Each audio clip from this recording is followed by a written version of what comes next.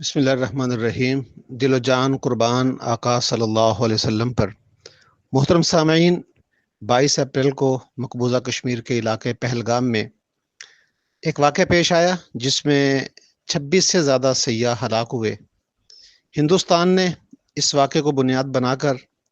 پاکستان پر دہشت گردی کا الزام عائد کیا اور دنیا میں یہ پروپیگنڈا کرنا شروع کیا کہ یہ واقعہ پاکستان کی سرپرستی میں ہوا۔ پاکستان نے واضح طور پر اس واقعے کی مذمت بھی کی اور پاکستان نے ہندوستان کو ایک آفر پیش کی کہ آپ عالمی سطح پر ایک کمیشن تشکیل دیں، پاکستان اس کمیشن میں بھرپور تعاون کرے گا تاکہ وہ کمیشن حقائق کا کھوج لگائے اور پتہ چلے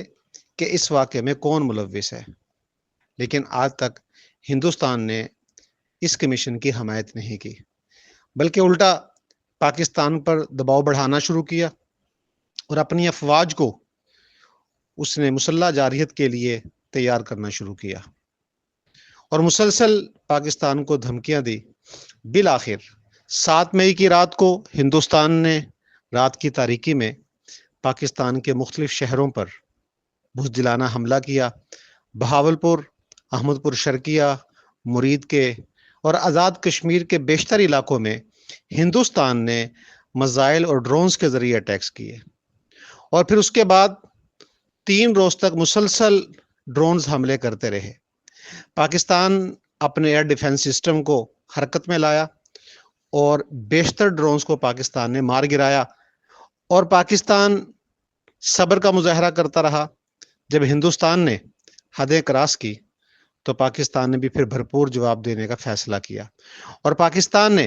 واضح طور پر یہ اعلان کیا کہ ہندوستان نے اس جنگ کا آغاز کیا ہے،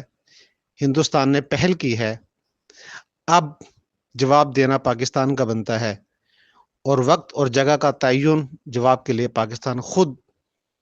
فیصلہ کرے گا اس کا۔ اور پاکستان نے گزشتہ رات پھر اس کا فیصلہ کیا اور پاکستان کی فضائیہ حرکت میں آئی اور پاکستان کے شاہینوں نے فجر کے وقت ہندوستان پر پھر بھرپور حملے کیے اور سنت رسول کے مطابق فجر کے وقت یہ حملے ہوئے، کیونکہ آقا صلی اللہ علیہ وسلم کا معمول تھا کہ جب آپ دشمن کے ساتھ مد مقابل ہوتے تو عمومی طور پر فجر کے وقت جنگ کا آغاز فرماتے تھے۔ تو پاکستان کے شاہینوں نے بنیان مرصوص آپریشن کا نام رکھا اور فجر کا وقت کا تعین کیا اور ہندوستان کے مختلف شہروں پر تابڑ توڑ حملے کیے۔ فضائیہ کے یہ حملے اس قدر اچانک اور شدید تھے کہ ہندوستان کا نظام مفلوج ہو گیا اور ہندوستان کو فوجی طور پر، عسکری طور پر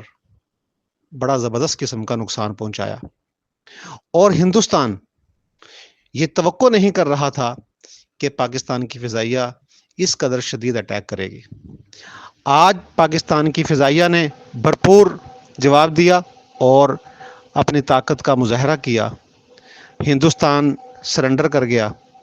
اور امریکہ کے کہنے پر اس نے پھر سیز فائر کا اعلان کیا۔ پاکستان تو پہلے ہی امن کا متلاشی ہے اور پاکستان امن کی تائید کرتا ہے، تو پاکستان تو پہلے بھی آفر کر چکا ہے کہ امن کے ساتھ معاملات طے ہونے چاہیے اور بالآخر ہندوستان کو منہ کی کھانا پڑی اور ہندوستان سیز فائر کرنے پر مجبور ہوا۔ لیکن پاکستان نے عالمی سطح پر ایک قوت ظاہر کر دی اور دنیا کو بتا دیا کہ پاکستان ہر لحاظ سے ایک مضبوط ملک ہے اور پاکستان اپنے ایک ایک انچ کے دفاع کے لیے اور ایک ایک شہری کی جان کے تحفظ کے لیے ہر قسم کے اقدام کرنے کے لیے آمادہ ہے اور پاکستان اپنی بھرپور قوت کا مظاہرہ کرے گا۔ اور اگر دوبارہ بھی ہندوستان نے اس طرح کی غلطی کی تو اس سے زیادہ شدید جواب دیا جائے گا۔